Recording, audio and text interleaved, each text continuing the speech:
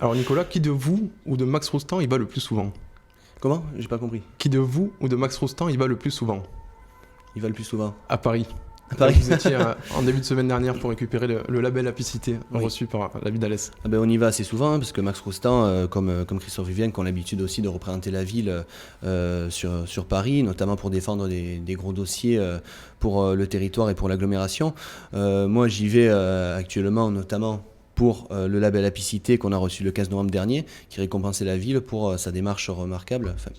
Et remarqué pour la biodiversité. La question un peu coquine de Corentin, en fait, il n'a pas osé aller jusqu'au bout de sa question, mais moi je vais vous la poser, la question. Est-ce que vous trouvez que c'est bien que Max Roustan se présente à nouveau aux législatives en 2022? Bien entendu, je trouve que c'est une très bonne nouvelle que Max Roustan soit candidat pour les Républicains. Ça vous gêne pas quand même, à son âge, ça il me gêne, aille encore être député? Vous êtes jeune, c'est pas vous l'avenir du Abdel, territoire on va pas alésien? s'entendre, c'était ma question, Abdel. Hein. Ah voilà, vous avez préparé une oui, des questions. Non, moi ça me gêne absolument pas. Non, moi ça me gêne absolument pas parce que Max Roustan, c'est quand même le meilleur candidat pour moi sur la 4e circonscription. C'est le seul qui peut gagner? Franchement, aujourd'hui, c'est le candidat qui peut faire le plus gros score pour moi sur la circonscription. C'est lui qui peut gagner et également, c'est lui qui a été député 3 fois de cette circonscription, même s'il y a eu un redécoupage. C'est lui qui la connaît par cœur. Il a défendu des dossiers de cette circonscription et également, on l'avait vu, elle a défendu le tribunal sur Alès. Aujourd'hui, si Max Roustan avait été réélu en 2012, on n'aurait jamais fermé la ligne Alès-Bessèges. Donc, c'est pour ces raisons-là qu'il y retourne vraiment? Parce qu'il veut aller défendre le territoire, parce que moi je pense qu'aujourd'hui... La dernière fois où il a été député, je ne veux pas paraphraser notre édito de ce matin, mais globalement quand même, il avait plutôt le bonnet d'âne en termes de présence à l'Assemblée nationale. Écoutez, ça fait 10 ans qu'on n'a plus de parlementaires sur Alès qui sont de notre sensibilité. Ça fait 10 ans que les projets du coup peinent à voir le jour, sont ralentis. On le voit avec le contournement de Nîmes, on le voit avec beaucoup d'autres projets qui ont du mal à voir le jour. Également aussi peut-être avec cette histoire de loi sur non-cumul des mandats où on n'a plus de maires qui sont députés. Et donc effectivement, pour défendre les dossiers correctement, aujourd'hui c'est difficile d'approcher des parlementaires qui sont déconnectés de la réalité. Allez, Corentin, Abdel, il semblerait qu'on ait commencé un petit peu fort. On pourrait peut-être en revenir au parcours de Nicolas Perchot, que les gens connaissent finalement assez peu. Alors Nicolas, comment est né votre engagement politique bercé à la fois par le chiracisme et le sarkozysme? Voilà, même si on l'avait un petit peu présenté dans le portrait que vous étiez consacré en début d'année. Voilà, alors effectivement mon engagement politique, surtout mon envie de m'engager date depuis quasiment toujours, depuis l'enfance, bercé par effectivement Jacques Chirac, ensuite l'envie d'engagement avec les propositions et la fougue de Nicolas Sarkozy dans sa campagne de 2007. Également, j'ai beaucoup suivi Max Roustan depuis qu'il est maire d'Alès et ça a été pour moi une inspiration. Et ce qui fait qu'aujourd'hui, à mes 18 ans, arrivé à la majorité, j'ai eu ce déclic de vouloir m'engager, apporter un petit peu au territoire à la ville d'Alès ce qu'elle m'a apporté dans ma jeunesse, et également parce que je pense que s'engager en politique, c'est l'occasion de mener des idées en projet pour le bien de nos concitoyens et pouvoir aussi également, en s'engageant dans un parti politique, quel qu'il soit, pouvoir proposer, amener des idées, essayer de convaincre les citoyens que les idées qu'on porte et les valeurs auxquelles on croit sont les meilleures pour notre pays. Oui, à l'Est, vous êtes un élu un petit peu discret, on peut le dire, les prises de parole sont plutôt rares. Est-ce que c'est un choix, une stratégie, ou est-ce que c'est plutôt le reflet de votre personnalité un petit peu réservée ? Alors comme on discutait tout à l'heure, effectivement c'est un petit peu des deux. On a premièrement, je suis délégué au développement durable et à la transition énergétique. C'est pas effectivement une délégation dans laquelle on prend souvent la parole, notamment au conseil municipal. On est plus... C'est un enjeu mondial, hein. Ah oui, bien sûr, oui, mais ça, de toute façon, on devrait en parler même plus. Pas beaucoup pour la droite à en croire les débats sur la présidentielle. Mais... Oui, mais ça va venir après. On a quand même pas mal de propositions, notamment au niveau de l'écologie. Mais après, effectivement, on est plus sur sur une délégation qui est technique. On va plus se concentrer sur le montage de dossiers, pouvoir aller chercher également des financements pour la transition énergétique, plutôt que de prendre souvent la parole. Allez, on va donner la parole à Laurence qui va vous poser sa question. Alors, ma question, d'abord, félicitations d'être rentré dans la politique aussi jeune et d'y être encore. Vous êtes au 2e mandat. C'est ça. Voilà, aujourd'hui, vous êtes second vice-président de l'agglo d'Alès. Moi, j'ai une question par rapport à l'abstention des jeunes. C'est une abstention record. On sait que pour la présidentielle, c'est plus de 50%, les législatives, 70%. Qu'est-ce que vous diriez aux jeunes aujourd'hui pour les remettre à voter ? Aujourd'hui, c'est un énorme problème, effectivement, cette abstention des jeunes. On le voit, effectivement, mais on le voit aussi dans l'engagement des jeunes. Il y a de moins en moins de jeunes qui s'engagent dans les associations, de moins en moins de jeunes qui s'engagent dans les partis politiques. Et c'est un véritable problème, parce qu'aujourd'hui, être jeune, c'est pas seulement faire des études, se préparer sur une vie professionnelle, mais c'est aussi avoir des idées, c'est avoir des rêves, envie de changer des choses dans notre pays et dans notre société. Et pour cela, il faut s'exprimer. Et pour s'exprimer, il faut s'engager. Donc, il ne faut pas hésiter, il ne faut pas que les jeunes hésitent aujourd'hui à s'engager. Aujourd'hui, on a une section des jeunes républicains d'Alès qui est très active, qui fait beaucoup d'actions, notamment qui lance pour la 8e année consécutive une bourse aux jouets. Parce que, c'est vrai que c'est très actif avec Léa Boyer notamment voilà. sur Alès. Aussi, on avance, les jeunes sont actifs. Parce qu'il ne nous reste plus que 4 minutes pour cette interview. Corentin, on dit un mot peut-être de l'OAC. Avec plaisir. Nicolas T'as Perchoff, grande de forme en ce moment. y a-t-il justement une hype des élus locaux autour de l'OAC voilà, vous-même, Léa Boyer, Christophe Rivin, qui est également des élus d'opposition, oui. Je pense à Arnaud Bord, sont des spectateurs réguliers de la tribune de Pibaron. Bien sûr, oui. Voilà, pourquoi cet engouement soudain ?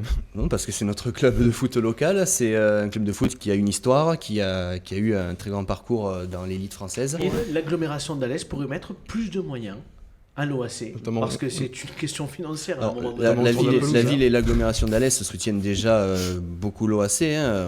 On les soutient aussi également financièrement. On a eu un petit souci lors d'un match de Coupe de France pour lequel l'OAC s'est trouvé avec une pénalité qu'on a proposé justement et on a délibéré de façon à pouvoir la rembourser à leur place, de façon à ne pas les pénaliser dans leur projet justement sportif. Est-ce que ça peut aller jusqu'au financement d'une nouvelle pelouse qui est extrêmement onéreux, on le sait, et pour laquelle le club vous a sollicité ? Ça peut aller sur beaucoup de projets et donc la ville d'Alès en tout cas et aussi l'agglomération sont, par l'intermédiaire aussi de Marie-Claude Abadéjo qui est adjointe au sport, sont à l'écoute des clubs et aussi à l'écoute de propositions pouvoir travailler dessus.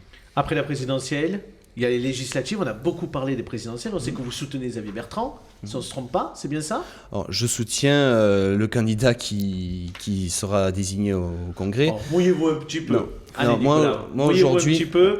Qui vous soutenez avant le 4 décembre ? Alors moi aujourd'hui, Xavier Bertrand. Moi aujourd'hui, je sais pour qui. Christophe Rivin et Max Constant. Moi aujourd'hui, je sais pour qui je vais voter, mais je n'annonce pas. Je ne soutiens pas officiellement de candidat. Je suis allé voir Xavier Bertrand quand il est venu à Permanence d'Alès. Je suis allé voir Michel Barnier l'autre jour à Nîmes. J'ai pas eu beaucoup de place pour les Alésiens. Hein. Oui, cette réunion publique. Hein. Non, après, moi, je rentre pas dans les polémiques. Pas encore. Ensuite, j'ai pas pu aller voir Valérie Pécresse, malheureusement, à Nîmes. J'avais une autre réunion ce jour-là. Mais Objectif Gare était sur notre plateau. Oui, mais après... Vous irez voir Éric Ciotti que beaucoup annoncent comme la surprise un petit peu de ce congrès. Le dimanche, on a un événement sur Alès, les Folies d'Alès Aglo, auquel je participe. Je voulais vous poser une question. J'essaierai d'aller le voir. Allez, on va donner la parole à Nicolas Pellegrini. Je voulais justement vous poser une question. Alors, ça a été dit, on est jeunes tous les deux dans nos formations politiques respectives. Je voulais vous demander justement si les jeunes s'abstiennent, est-ce que c'est pas parce qu'il n'y a pas une fuite en avant vers des sujets qui ne les intéressent pas ? Et en parallèle, je voulais surtout vous poser la question, est-ce que vous n'êtes pas inquiet de la tournure que prend une partie de votre famille politique qui est un petit peu qui se jette un petit peu dans les bras de l'extrême droite de plus en plus ? Alors, moi je crois qu'effectivement, dans la fuite des jeunes vis-à-vis de la politique, le fait qu'ils ne s'en intéressent pas, c'est effectivement parce que depuis des années, on ne parle plus aux jeunes. On ne parle plus aux jeunes, on ne parle plus de ce qui les préoccupe réellement, de leurs préoccupations quotidiennes, notamment en termes d'écologie, effectivement, d'environnement. On voit que les jeunes sont beaucoup mobilisés sur ce thème-là, également aussi au niveau de la sécurité aux abords des établissements, au niveau de leurs projets professionnels aussi. Donc effectivement, arriver à parler aux jeunes de nouveau, ça pourrait peut-être aussi les aider à revenir dans les escarcelles de la politique. Je ne parle pas que nous, des Républicains, mais je parle de l'ensemble des partis politiques. On arrive au bout de cet entretien. On a encore Sacha Virga qui en vidéo va vous poser une question dans quelques instants. Mais moi j'avais 2 questions pour terminer, si Corentin est d'accord. La première, on est en train de parler d'Éric Ciotti. Est-ce que comme Éric Ciotti, vous ferez le choix plutôt d'Éric Zemmour par rapport à Emmanuel Macron ? Pas du tout. Si un second tour est entre les deux. Pas du tout, comme je ne ferai pas non plus le choix d'Emmanuel Macron, tout simplement parce que déjà on a affaire, on va dire, à une bulle médiatique actuellement qu'est Éric Zemmour. Hein. C'est un éditorialiste qui n'est pas encore candidat non plus. Il faudra toujours qu'il ait les 500 signatures de maire pour pouvoir se présenter. Le 5 décembre, à mon avis, il va annoncer sa candidature. Il annoncera, mais bon, est-ce qu'il aura les signatures d'ici le premier tour? En tout cas, ce qui est certain, c'est que si un second tour, Emmanuel Macron, Éric Zemmour, vous n'appellerez pas à voter pour Emmanuel Macron. Ni pour Éric Zemmour.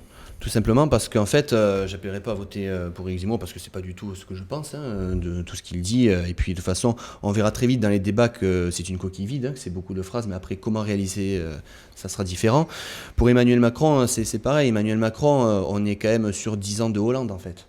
Emmanuel Macron, il ne faut pas oublier que ça a été le conseiller économique de François Hollande, ça a été le ministre de l'économie de François Hollande. Hollande vous a piqué beaucoup de ministres alors. Hein.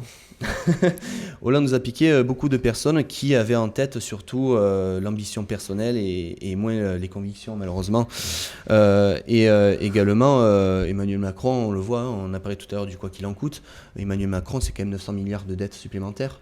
350 sous Hollande et quand même 500 et quelques sur il y a une crise mandat. sanitaire au milieu. Et une crise sanitaire au milieu. Un mot sur les législatives, on parlait de Max Roustan tout à l'heure, pour y être son suppléant. On vous l'a proposé? Non, on ne me l'a pas proposé, mais ça pourrait vous intéresser? Je ne me proposerai pas non plus. Moi, je laisse Max Roustan faire son choix. Le choix d'un ou d'une suppléante qui puisse être aussi rassembleur ou rassembleuse que lui sur la circonscription. Allez, on écoute Sacha Virga, puisqu'on vous rappelle que Sacha Virga est à la maison, puisqu'il s'est blessé à la patinoire dimanche dernier, donc il n'est plus avec nous en plateau. Mais de la maison, il voulait quand même vous proposer une question. Alors écoutons tout de suite Sacha Virga. Alors Monsieur Perchoc, bonsoir. Déjà je m'excuse de ne pas avoir pu être présent ce soir donc en face de vous. Malheureusement je ne sais pas patiner et je doute que je recommencerai parce qu'une fracture du péroné un mois dans le plâtre, c'est pas agréable. Monsieur Perchoc, c'est marrant parce que j'ai déjà vu votre tête quelque part et c'est bien ce qui me semblait. Je pense que vous avez joué dans les choristes, non? C'est ça? Ah, attendez, sinon, vous êtes peut-être le sosie de Guillaume de Tonquédec. Je ne sais pas si vous avez vu le prénom, mais vous me faites beaucoup penser à Guillaume de Tonquédec. Voilà. Qu'est-ce que vous en pensez? Et vous, autour de ce plateau, qu'est-ce que vous en pensez également? Bon, même s'il n'est pas en plateau, il est toujours un peu coquin, Sacha. On vous laisse répondre. Alors, effectivement, j'ai peut-être une ressemblance avec ces deux acteurs, mais non, pas du tout. Je n'ai pas joué dans les choristes, je n'ai pas le talent de voix d'acteur des choristes, et non plus, même si j'aime beaucoup ce film et cette pièce de théâtre, Le Prénom, que je regarde souvent quand ça passe à la télé, non, je n'ai pas eu la chance de jouer dedans. Bon, très bien. Merci beaucoup, en tout cas, Nicolas Perchoc, d'avoir répondu à nos questions.